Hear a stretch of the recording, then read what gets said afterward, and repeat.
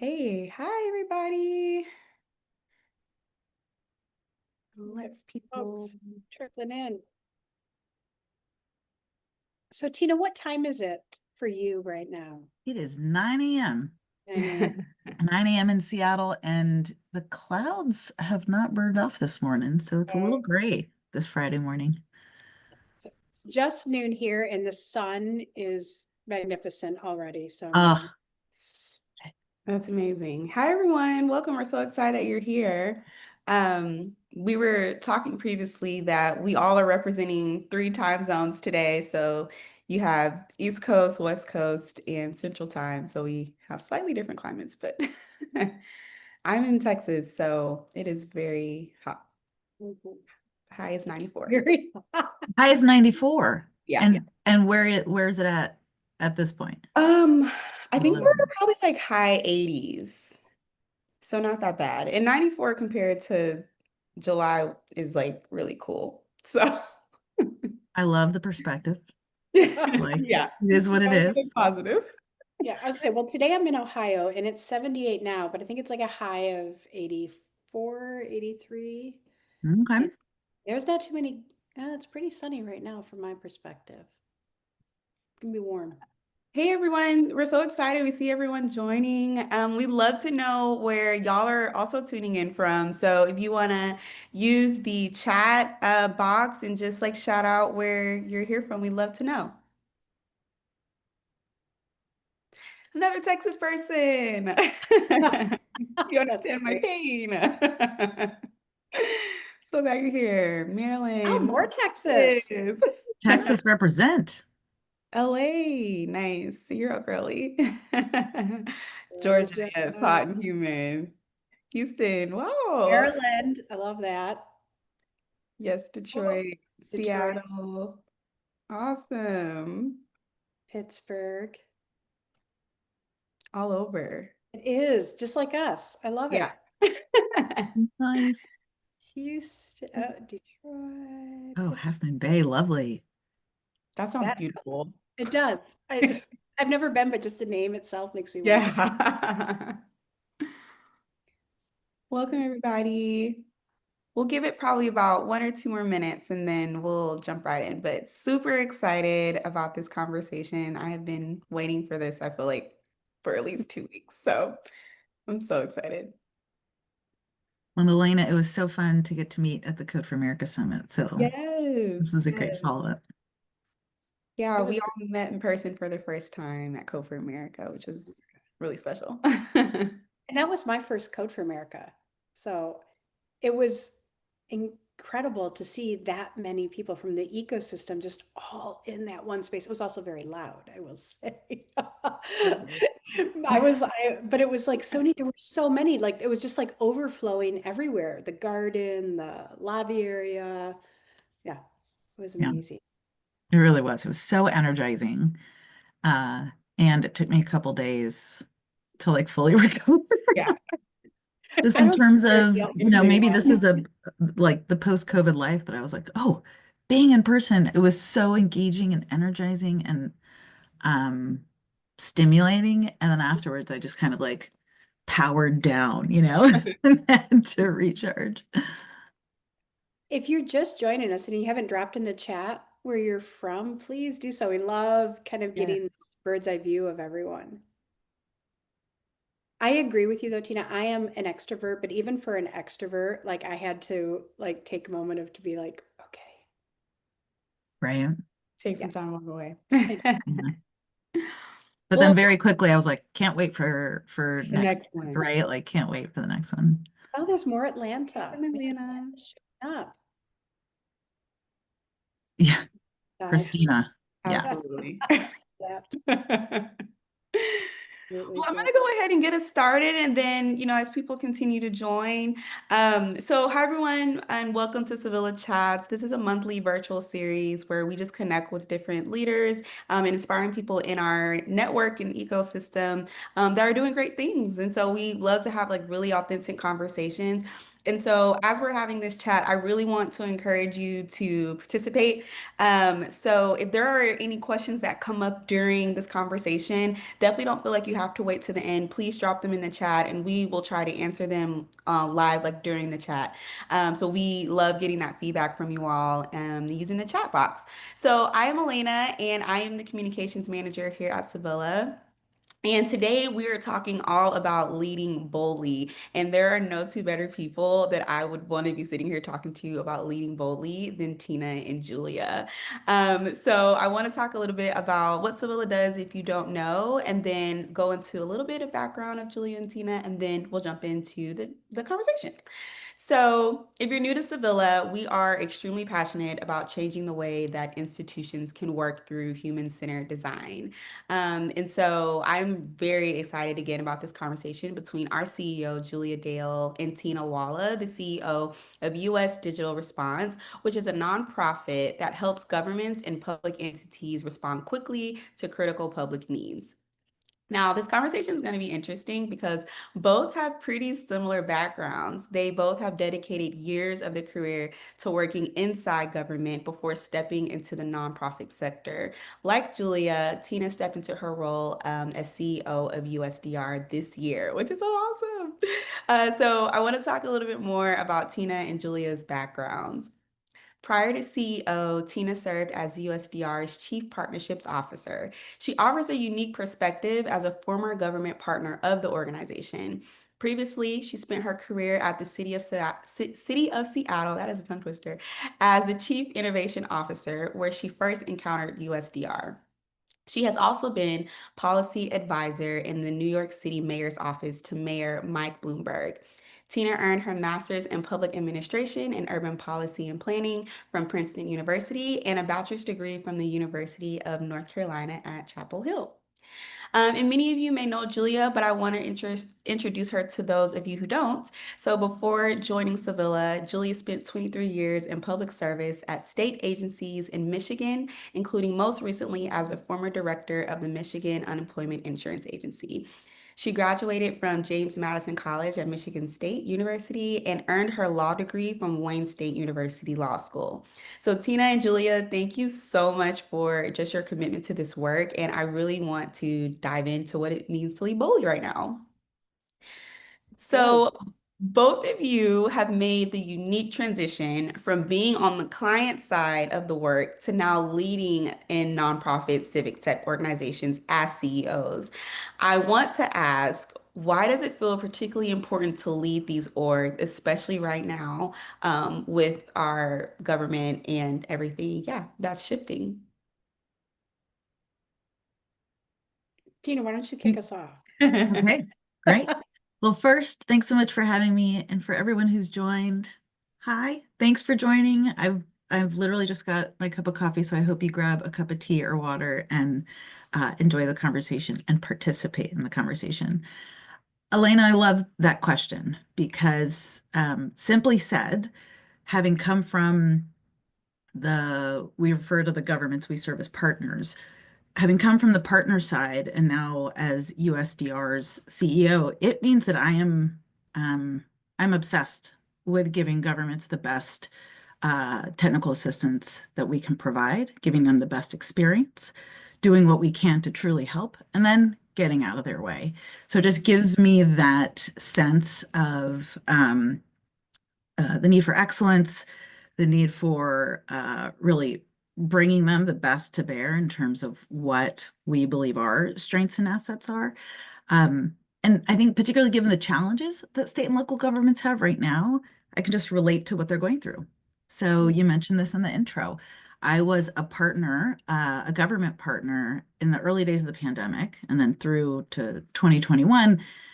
So I know what it feels like to be in the midst of chaos and wanting to serve your residents and innovate and do good work, but also engage with outside organizations like US Digital Response or Civilla to bring in support. And so I think that just means I can relate a bit in a unique way to what our government partners are dealing with. And as a result, can sort of make adjustments as needed to make the most of meeting this moment in support of their goals.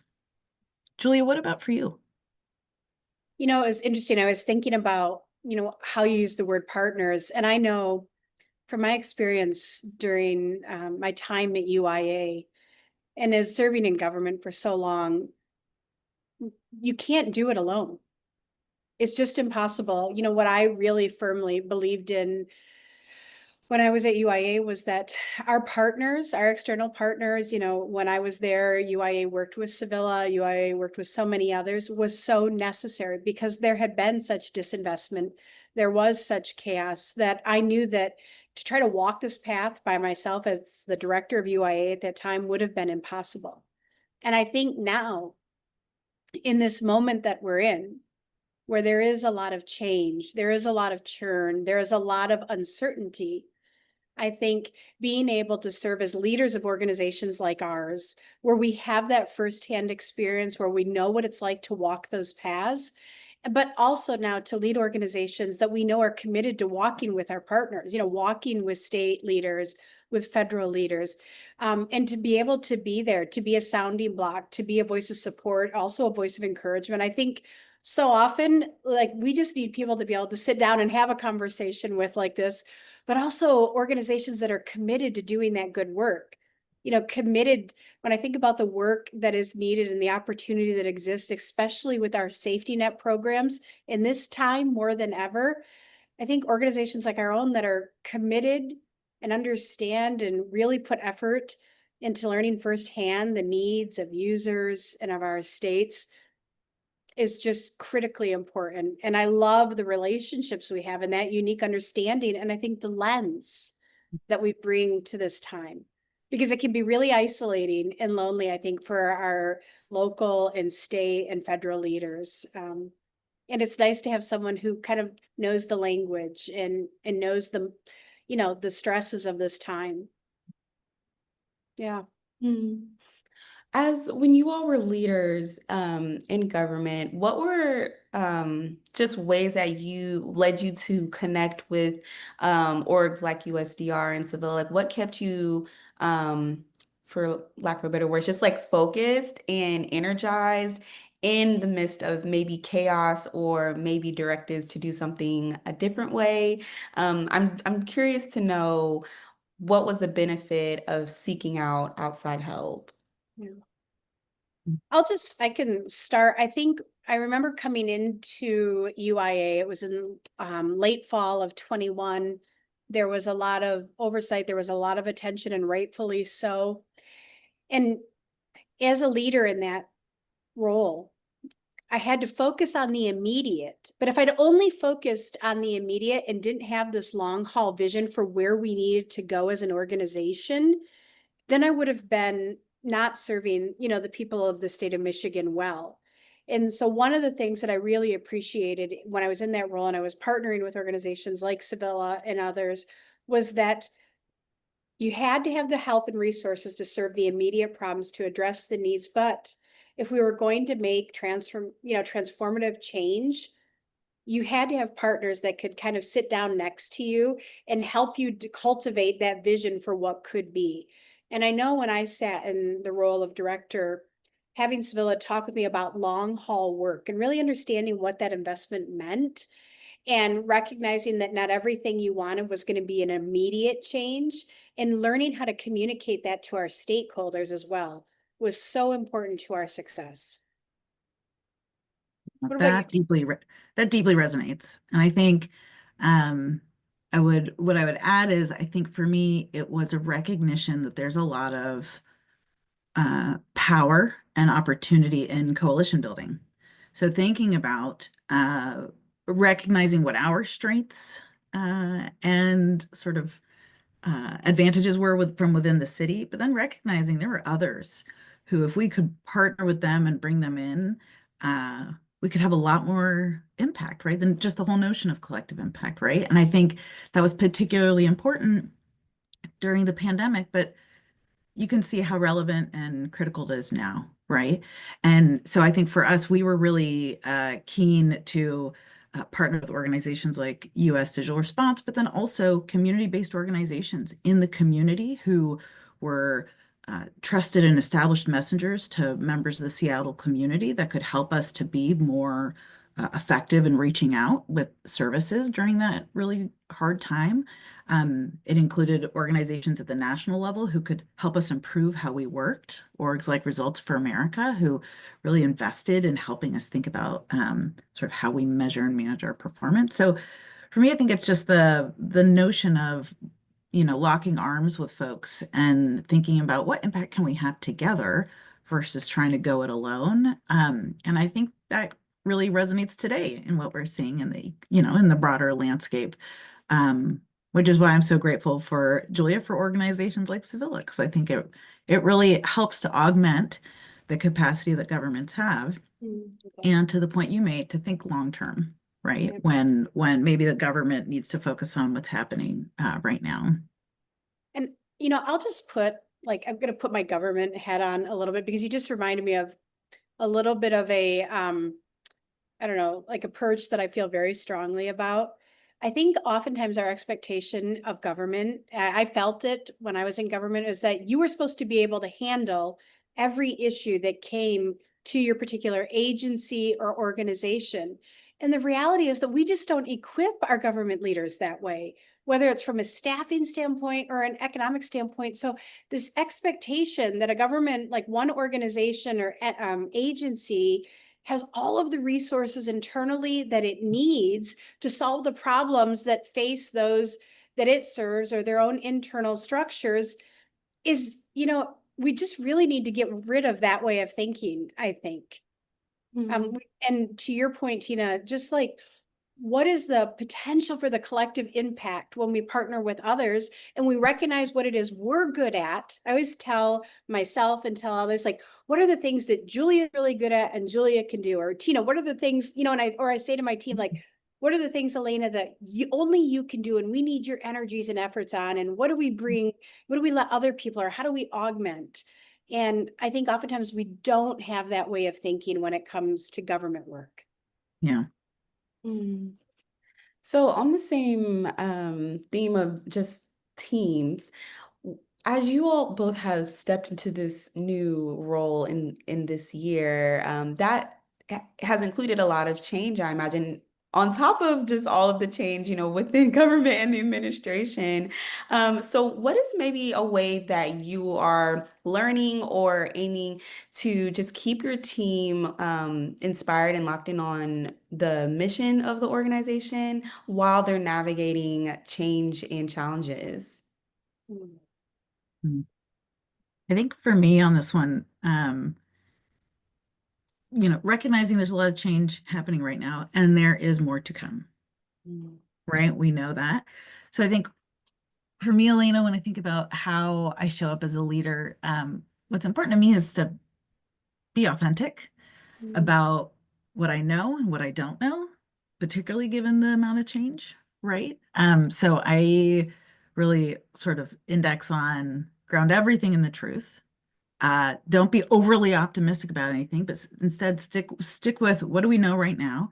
And as a leader, it's important for me to be clear with my team about sort of based on changes, here's how I'm going to be thinking, or here's how I'm going to act, right? I don't have a crystal ball about what's coming next, but um, if more changes arise, here's how I'm going to make decisions or how I'm going to communicate with the team. So I think it's just really important to bring that authenticity, um, because the landscape is going to keep rocking and rolling as we move forward, and our ability to sort of build trust with our teams and demonstrate again what we know and what we don't know, I think comes to mind. Mm. Julia, how about you? Just this last week, I participated in my first board meeting as CEO of Civilla, which was a great experience. And one of the things that one of our board members brought up and kind of brought us back to is early in Civilla's days, and we're coming up on our 10th anniversary, but early in Civilla's days, we had this mission that we communicated and talked about the the mission to impact for good, to improve 1 billion lives. And that provocation was interesting. And myself and some of the leadership team were talking about it this last week. Like, what does it mean to think about the work we do from that perspective? And I think it goes back to, for me, what I've been really thinking about and talking and with the team collectively is being present in this moment and recognizing that we have to be very flexible, right? Like we can't be rigid on how we hold things because the landscape is changing, the topography of how systems and government at the federal level and the state level and local level, it's all in flux right now. And so if we had a very singular and held so tightly to that singular approach, then as things move and shift, we're not doing ourselves good, and you're going to feel that. That if we hold things very rigidly and we're very, adhering to us one certain approach, and this is the way we do it, it wouldn't work for us, right? But teaching ourselves that like we are going to have to adjust, and sometimes we're going to have to pivot. I had early in January and February, as we were thinking about strategy, I had that episode of Friends where they're trying to move the couch up the stairs. And one of them, I don't know if it's Joey or who, or maybe it's Ross, and he's yelling, pivot, pivot. And I think that's the message that so many of us heard like early in the start of the year was like pivot. And so I think one, it's recognizing like how do we stay true to what our mission is to improve like for good 1 billion lives, but also understanding that we may need to pivot. And then it's also saying, like, you have to plan for the future. You have to have this ability to vision for the future because right now there's a lot of debris in the air. But what our country, what our states, what our municipalities are going to need in 2 years' time and in 4 years' time is very different than what we have right now. And so it's being flexible in the moment, but also stretching ourselves to think about how do we gear up for the moment that's going to come in the need, I think, the great need that we're going to see in 2 and 4 years' time. Mm. Yeah. So I have pivot like yelling in my head, I think at times. And then I have to share like one other aside, and we've talked about this. We're both like working moms as well. And I remember when my oldest was just coming in her teen years and she's like super type A, right? And I was reading this book that said like to teach our kids to like respond to change or flexibility. They're like, if your family has assigned seating at the dinner table, and if you have, like, you know what I mean? Like everybody sits in their seat, like everybody has a chair they sit in. They said, like, one way to help push them get used to change is just switch up the seats. So I put my youngest daughter in the oldest daughter's seat and I moved everybody around. And it was this great case study of how, like, she was like, you just like, somebody moved my cheese. What are you doing? And I think for some of us, as we adapt, and we have to play different roles, it's really like getting comfortable as well with sitting in different seats around the table than maybe the seat we always sat in. Mm. Yeah. That really resonates with me. Maybe what are some other practical ways that you find that you're connecting with your team, especially, like I said, as you're thinking about new challenges and strategy? Are there maybe some practical things that leaders can take away of how to connect with their team, whether it's as a whole or individually? Yeah, I'll share that as I've transitioned into this new role of CEO, certainly there's new responsibilities on my plate, but I think one of the things I most look forward to is getting to connect with my team, both individually and in groups or teams. I see some folks on the call who I got to have a small conversation with on Wednesday, and it was such a highlight of the week. And I think that's so important because we need to understand as leaders how are members of the team feeling? What are they hearing from the government partners that they're serving? What are their perspectives as we're all navigating these changes in the landscape, right? Um, One thing I really value about USDR is the perspectives that our team brings to the work. There's no sort of cookie cutter path to USDR. We've got folks who came from government, folks who came from the tech side, folks who have done both and sort of switched. And what I love is hearing how they think about opportunities in the landscape or challenges that governments are having or challenges that we anticipate, right? And so those opportunities for connection, for human connection, are really valuable and really important to me. We're an organization that loves Slack. We are like heavy Slack users. That was a new thing for me when I transitioned for government. Julie, I don't know about you.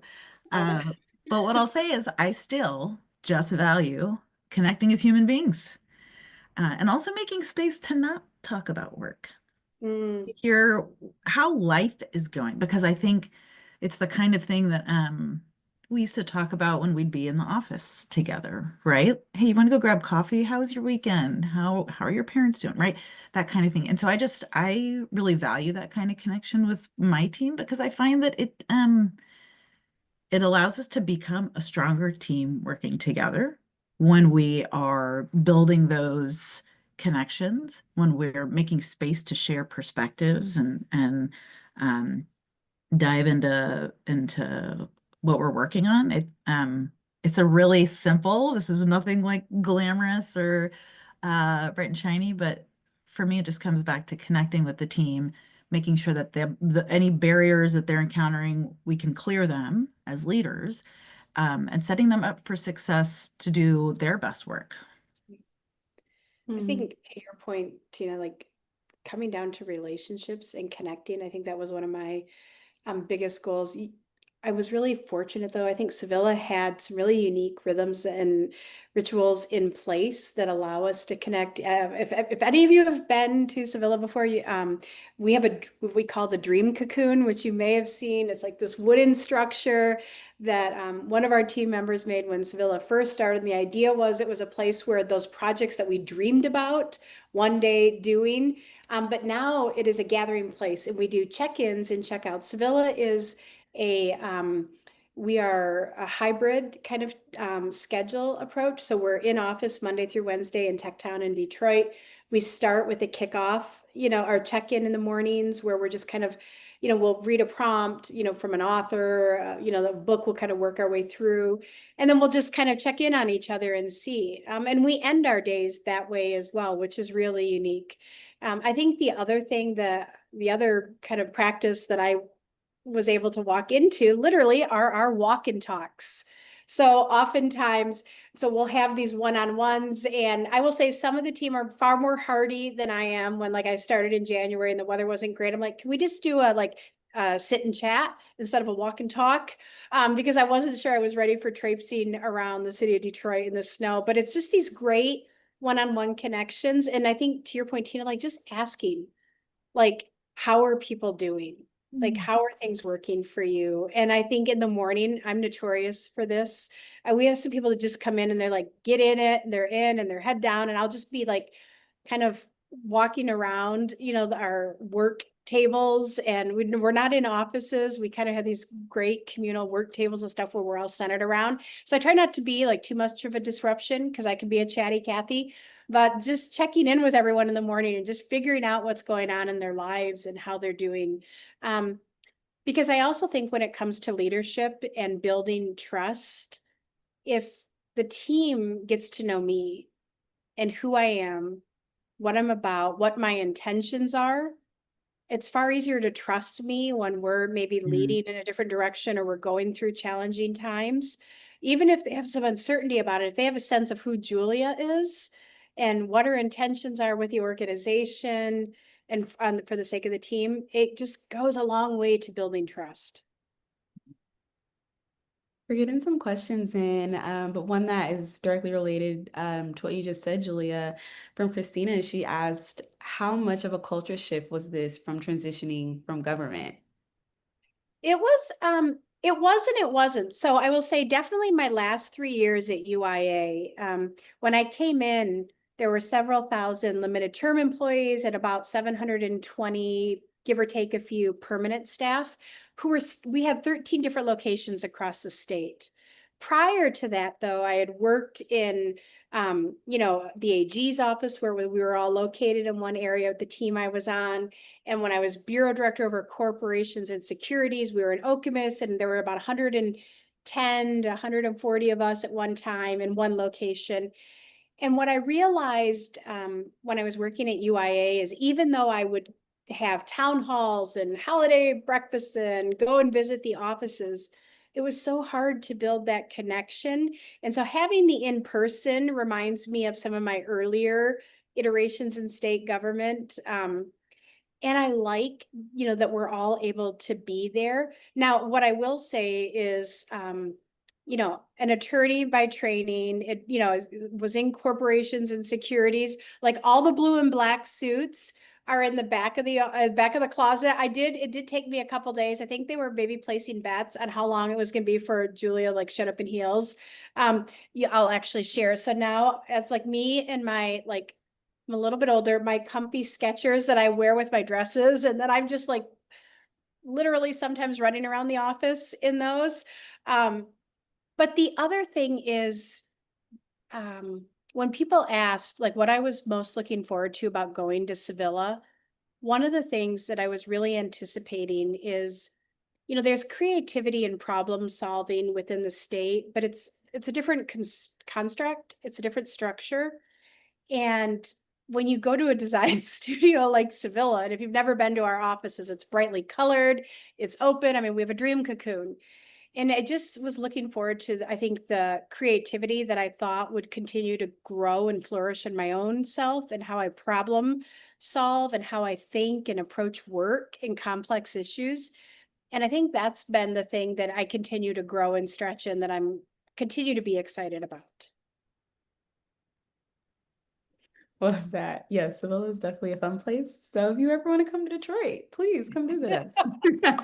I'm coming. If y'all are making the invite, I'm Yes. coming. Oh, I'm yeah, telling you you. definitely I mean, come. we even have little scooters that are parked literally in bike racks in the office. So I brought my daughter to work, my oldest, the other day, and she's like, the one thing I want to do is ride the scooter. Is Like Scoot. she's like, I want to go back to school and tell my friends my mom's office is the coolest now.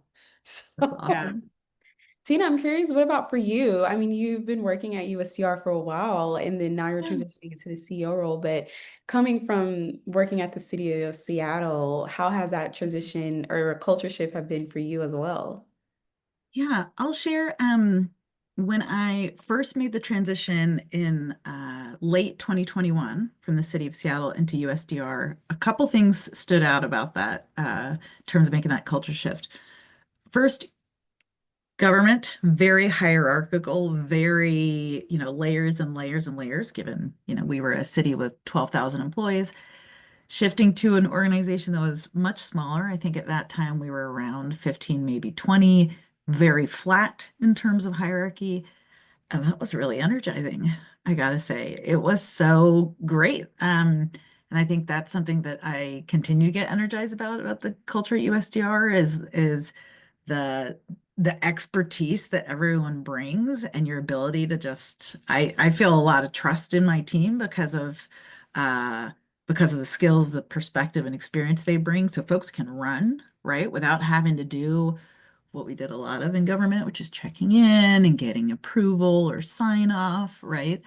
Um, I think another, like this may sound silly and it's so tactical, but it was a big shift for me on like I don't get a lot of emails at USDR.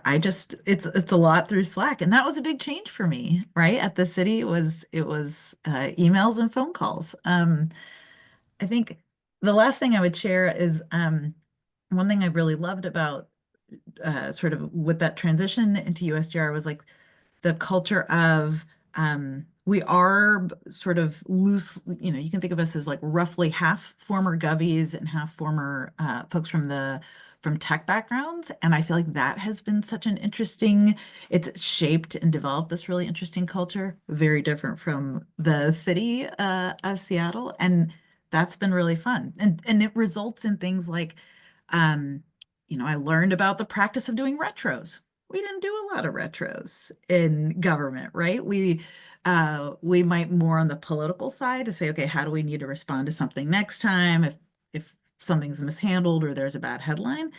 But I've I've found that the culture at USDR has allowed me to learn and grow in a way that has been so I don't know, really illuminating about how to just continuously interrogate the work we're doing and how we can improve for our partners in the future. Um, yeah. I really enjoyed the transition. And it's not to say I won't eventually go back to government at some point. I think my government is where my heart is, certainly, but um, it's really a delight to work at a place where I feel like, and Julie, I think that this might resonate with you, where I feel like now instead of working for just one government, I get to work with hundreds of governments across the country. And that connection to public service is really important to me. And so that's something that wasn't compromised with the transition from government to USDR. Hmm. So I want to talk a little bit more. You both kind of touched on this a little bit about strategy. And I'm curious to know, how has this moment in time, especially with a lot of shifts in our government, how has that impacted the strategy or vision of the org over the next 6 months, maybe to a year? And for those who may not be very familiar with your work, could you also just talk a little bit more about the work and the types of people that you are looking to serve? So that's a loaded question. Who wants to go first? Julie, you want to go first or shall I? Yeah, absolutely. So I think first, just to like, who does Civilla work with? What kind of work do we do? I was just talking with someone who was very unfamiliar with our work, and I think the idea of the phrase civic tech, she had no idea what that was, and so it was great.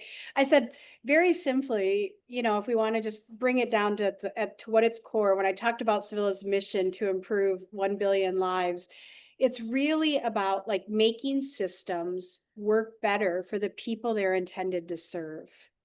And I think of it from an internal customer perspective and an external. So I think about when I was at UIA and the work Civilla did with UIA to develop a claimant roadmap and a employer help center. It was work that was not only meant to help the workers of Michigan and the businesses of Michigan, but the work that was done was also to make that experience for the frontline workers that much more efficient and easy to use and uncumbersome.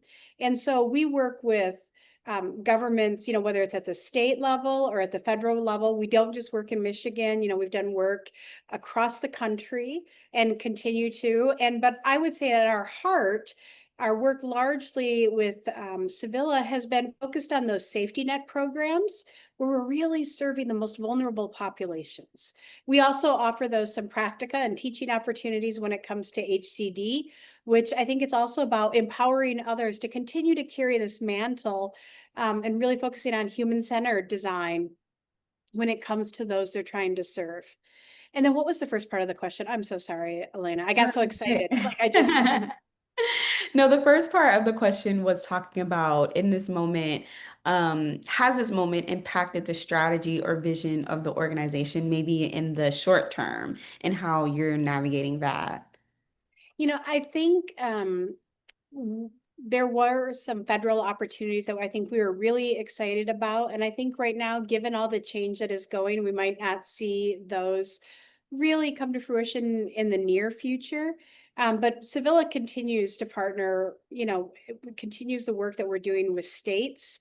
I think, though, the lens that has changed as well is that we understand that the funding isn't going to be there. Or in some instances, I know with my colleagues in UI offices across the country that some of those funds have been clawed back. And so money that was meant to be used for modernization efforts that states were relying upon is no longer there. And I think that is a lens that has shifted a bit. I think following the pandemic, when there was this recognition of the decades of disinvestment that had gone into these programs, and there was a recognition of the money and the transformation that needed to occur. And unfortunately, now some of those programs might be caught flat-footed as those monies are pulled back. And so I think that's something that we definitely have an awareness of and are thinking, critically with our partners, across the country to think about how do we still support the work that needs to be done if the money isn't coming from its usual sources. I don't know, Tina, have you seen that as well?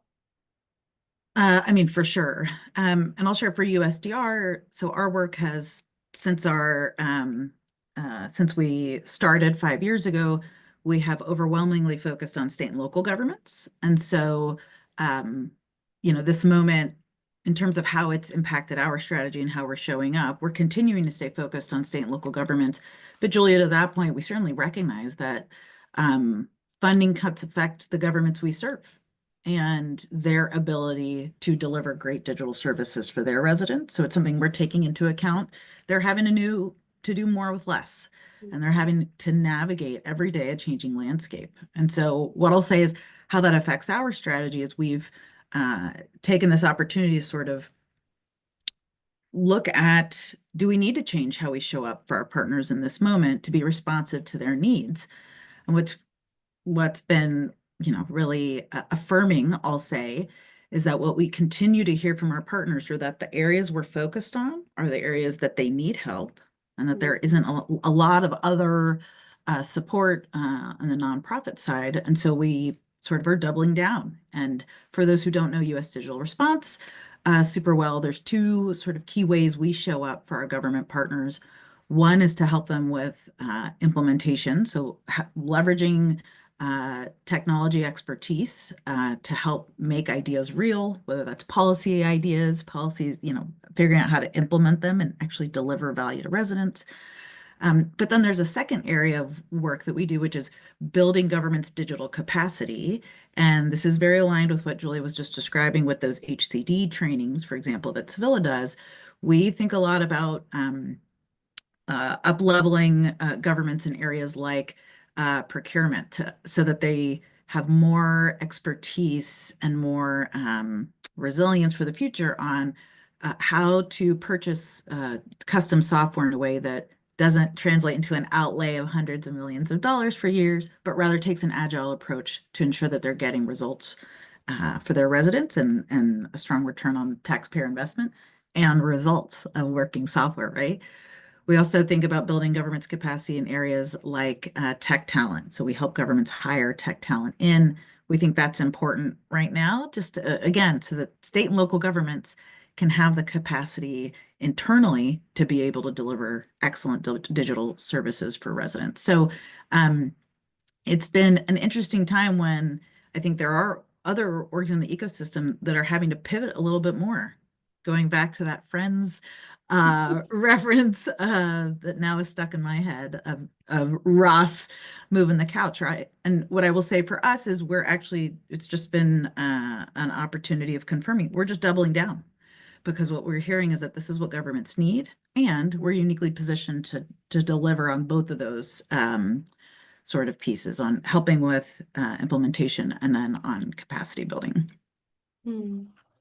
Do you have advice for a leader that may be delivering a new strategy or a pivot, and maybe their team or other leaders are not necessarily all the way on board for that pivot? How do you prepare for that or navigate maybe some of those challenges of trying to get your team on board for yeah, uncertainty? Yeah. I mean, I would say I would encourage them to stay relentlessly focused on what those they serve need, right? And so one thing that I give my team a lot of credit for is they're constantly talking to state and local governments that we serve. And as a result, they're able to keep their finger on the pulse of what's needed now, what changes are anticipated, and that informs our strategy. That essentially customer voice, right, is a key part of centering what we're going to be doing, not just now, but into the future. And so I would encourage leaders to think about how are they incorporating that voice of those they serve, as well as sort of building outside of that their knowledge of what's happening in the space. And one example I'll give you is, I don't think I'm alone in this. There was a period earlier this year where I kind of took a break from the news. I was like, I don't need to be checking the news every day. It's really stressful. But then I realized, like, shame on me. That's my job, is not just to read it, but to understand the implications of what's happening. What are the implications on the state and local governments we serve? So then what are they going to need, right? Um, and so I think that's another element here for those leaders who may be having to pivot their strategy, thinking about, are they grounding it in what their customers need? And how are they bringing their teams along in understanding where there do need to be changes? Is there an opportunity to lift up the team's voice in helping to inform some of those changes so that teams can see their fingerprints on the strategy? I think that's a really valuable sort of way to navigate change. Julia, how do you think about this? Well, I think all of the things you said, I plus one to. I think those are all things that I've contemplated as we've kind of entered these interesting times. The other thing, though, that comes to mind is that if you have a team maybe who is uncertain or is a little bit resistant or is struggling just to navigate the change.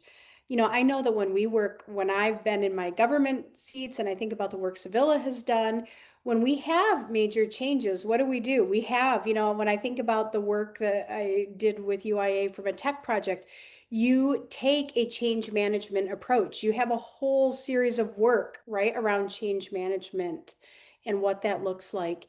And I think one of the things that I think leaders, I've experienced this myself, so I would say that, this was my firsthand experience in other roles, is that you can think you are communicating enough. And what I'm going to tell you is automatically add like at least 20% on top of what it is you're already doing to communicate why the change, how the change. And because I've always felt like as I've gone through big initiative projects, I have a whole strategy mapped out for how we're going to communicate this change. And still, despite the effort I put in, I realized like that we could do 20% more probably, if not greater than that, than what we're doing. And I think that when it comes to change, it goes back to having those conversations. When people come to work for an organization, so much of your time is committed to that, and you might understand the mission or focus being one way or the strategy being one way. And when you see that start to pivot, in the midst of a world that already feels like it's out of control, I will say as a recovering control person, control gal, like when things feel out of control, we tend to hold really tightly to things. And one way, right, to help pry those fingers is to really, I think, sit down with individuals in a way where you're giving them more information, you're having one-to-one conversations where they feel less like things are happening to them, but more they're part of the change that is occurring. And when someone reaches out a hand to you, you have to let go of this in order to kind of like reach out that hand. So if as a leader, you extend the hand to pull them into the conversation, to pull them into the discussion about why things are changing or how things are going to changing, you kind of figuratively, right, have to let go of that thing that you were just gripping to so tightly. And it's a natural response that when things feel out of control or they feel slightly chaotic, to hang on to the things that we think we know most. And so I would say like leaning into that emotional intelligence part. I think when you have those team dynamics, leaning into those soft skills, paying attention, like being present maybe more in the workspace or where the team is so that you can, I'm big on reading body language for people. If I see someone kind of curled in on themselves, if I see someone stressed out, it's giving me a sense of what's going on in the office, right? In the workspace.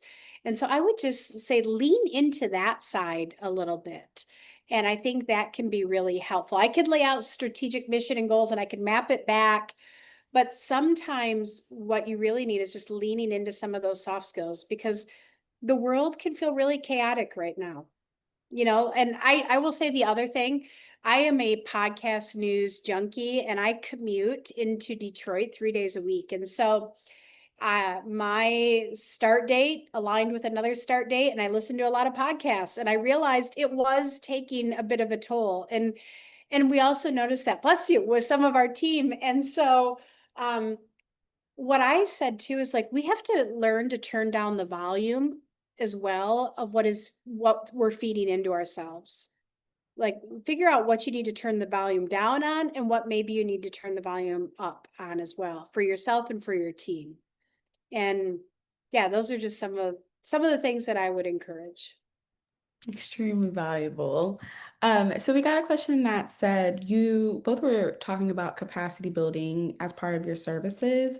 And so the question is the capacity building part of your services at USDR and at Civilla something you are delivering or promoting more now as a result of government cuts, or has it always been at the forefront of your services?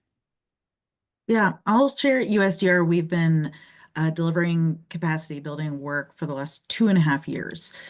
So it's been a core part of what we see as our opportunity to build government's digital resilience, to be able to, in the future, deliver better digital services for residents. So it's something we've been doing and been improving and iterating on.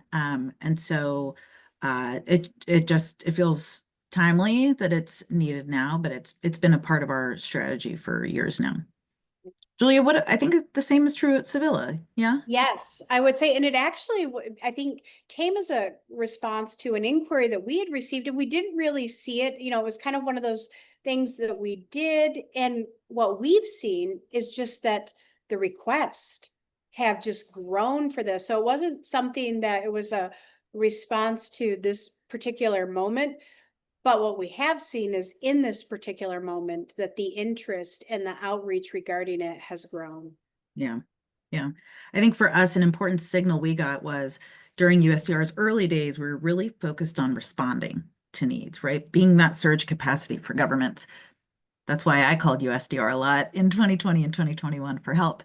And what we found was there's an opportunity to not just respond to that need, but to think about how do we leave those governments better off than when we found them, right? How are we helping build sort of their muscles in any given area, so that, when USDR is no longer working with that government, they still have what they need. And in fact, they've built their capacity moving forward. So it's something that we got clear signal on in our very early days. And so it remains a priority for us as an organization, so that when we might be responding to government's needs in areas like elections and benefits, but then otherwise we want to be doing this capacity building work more generally on needs that governments come to us with.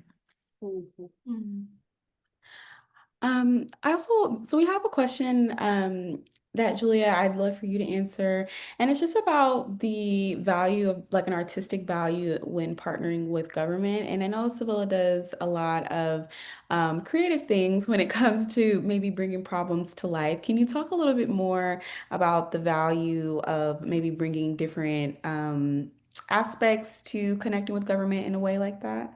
Yeah, I think, um, you know, having stepped into this new role, one of the stories that stands out to me the most is really how Sevilla's Project Reform started, even. If you've never been on a tour of Sevilla, if you've never heard this story, as a government person, I heard this story the first time and I was like, oh my goodness, like I can't even imagine.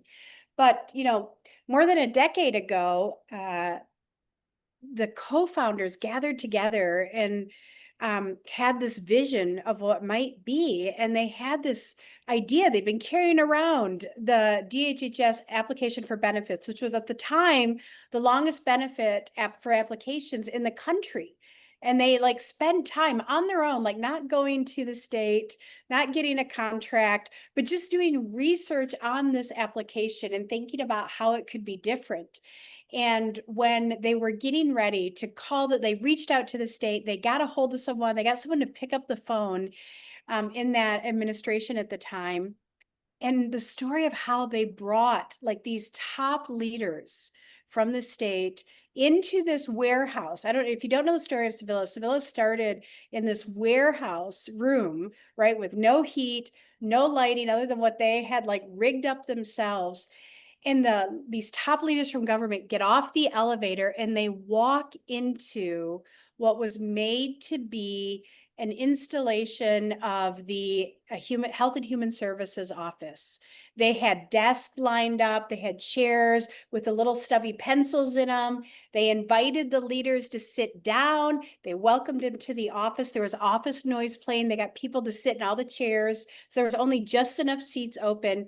And they handed them the application for benefits, these top leaders, and said, can you please fill out the application? I can't even imagine, like, just like never mind the creativity, because the typical approach, and I've seen this, is you get a deck. And I hate decks that have like more than three main points on them. Like I have told vendors before, like, no, there's too many words on this. I am not going to read it. And they started with the charge of, we're not going to do a slide deck. We're not going to do a PowerPoint presentation, and walked these leaders through like the process of applying for that very application that they were looking at. And I think that is such the gall, like the creativity, the courage, the boldness to take that kind of approach. When you don't even have a contract, you're wanting to pitch something that you think can work. And who knows how these leaders, these very busy leaders, are going to respond to this. And, long story short, it worked out really well. And Civilla has continued to take that kind of creative approach when it comes to storytelling. I think storytelling is our core strength at Civilla. And I know firsthand how much of a struggle it can be for government leaders to tell the story.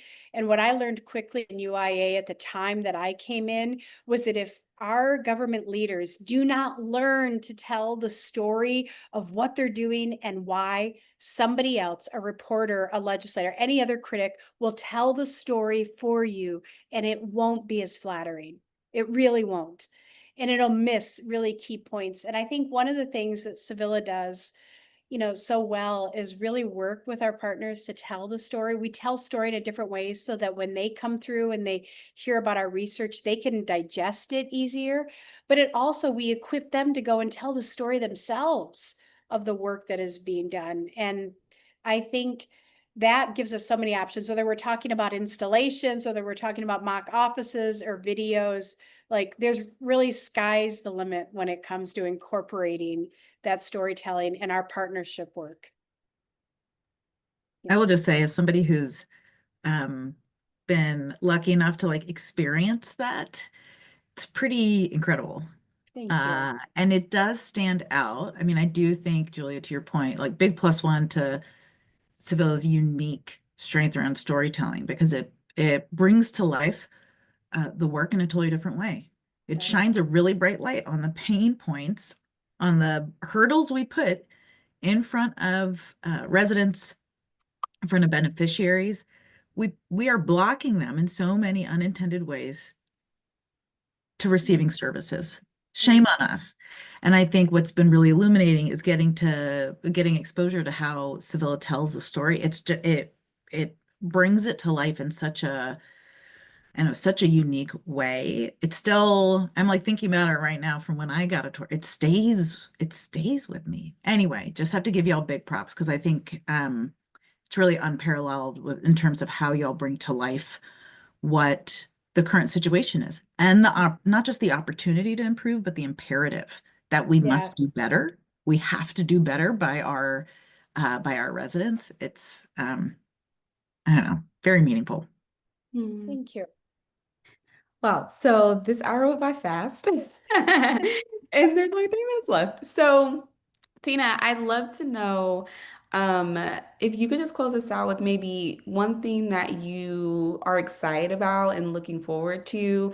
I think, stepping into so much change, there can be a lot of doom and gloom, but is there anything maybe with this work, especially being a leader right now, that really energizes you? Mm. Yeah, love that question, Elena. I love leaving on this note. Here's the thing. I am extremely lucky. I am CEO of an organization that has we've built a great team, and we're growing to expand that team right now.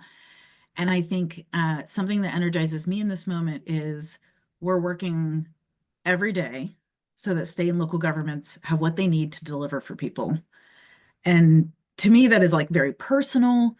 It's been the through line for me professionally. And so I'm just energized about getting to do this work every day, getting to lead this organization, and to think about the opportunities ahead that we haven't even explored yet. I just think there's so much right now. The scale of the need is so great right now that for me it's a real honor to be able to do this work in a way that is so thoughtful, that is in collaboration with a really incredible team, and in partnership with orgs like Civilla, because again, going back to that point I made about collective impact earlier, it's not just that governments need to look out and partner with others, right? But I truly believe that for our civic tech ecosystem to meet this moment and to think about meeting the needs of governments, partnership with one another is really powerful and important. So I'm just delighted that to be here today and excited. I get to see Julia next week, and I think we're gonna scheme and get into some good trouble together. So those are some of the things energizing me right now. Good Oh my trouble. gosh, so good. Well, before we end, at Civilla, we do a process called, like Julie was mentioned, a check-in and a checkout. And part of our checkout is we say one word that maybe has described the experience or the day. And so, as you all leave, I would love for you all to use the chat to describe one word of maybe something you took away or maybe a position that you feel now after this conversation. And Tina and Julia, I'd love for you to verbally say your one word. So for everyone who is joining us, please put your one word in the chat. Okay, mine is going to be hopeful. Optimistic. Yes, Yeah. Julia. We have hope, Guys, energized, story. story. Mm. This is good stuff. Mhm. Elena, what's your word? What's your checkout? Oh man. Yeah, I would say mine is just excited. I'm excited Mm. to see all the work that's going to continue. Yeah. Partnership. This is good. I think there's just incredible opportunity. Yay is awesome. Sorry. Yay was the word in the chat. Love it, Alice. Yeah, if you come visit Sevilla, you'll see random words in our, so we use the dream cocoon and we'll write the word down. You'll see stuff like cracker. Yeah, So, just funny that you'd have no idea. yeah, It's Love yeah, it. I had no idea. it's good Love Um, stuff. it. well, thank you. Thank you both again. This was amazing. So grateful for the work that you all are doing. It's so needed right now, and we need your voices just in this season of transition. So thank you Mm. both for taking the time to chat with us. And we will see you at the next one. Tina, thank you. I can't wait to see you in Seattle next week. Thank you. Can't wait to see you. Safe travels. Elena, Bye, thank you everyone. for Thank guiding us you. in a really fun Yes, discussion. Elena. Thank Thank you. you. Thank Bye, you, everybody. everybody. Thanks. Bye.